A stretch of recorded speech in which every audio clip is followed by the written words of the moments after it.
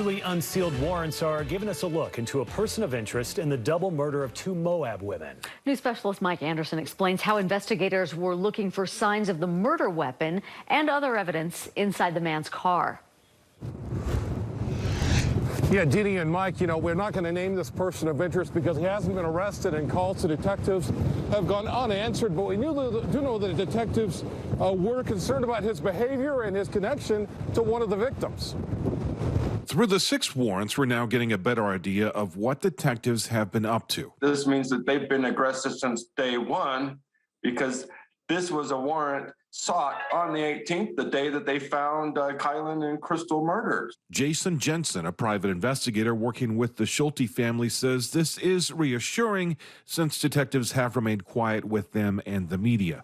One warrant focuses on a 27-year-old man who was pulled over for speeding the night before Schulte and Turner were found murdered, saying that he acted oddly for being pulled over for speeding, almost a combination of euphoria and that he had been caught doing something wrong.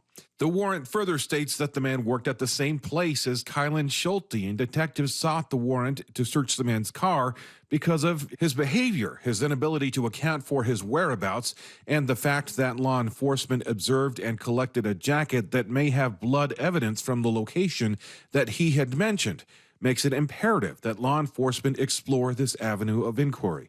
The warrant mentions those items being found in an area where the man said he'd been camping within 4 miles of where Schulte and Turner were on the night of the murder. But, if it didn't result in a charge or a conviction, depending on how much time has passed, it tends to mean that the fruit of their search was nothing. Jensen says since the man isn't in jail now, months later, there's a good chance he was cleared.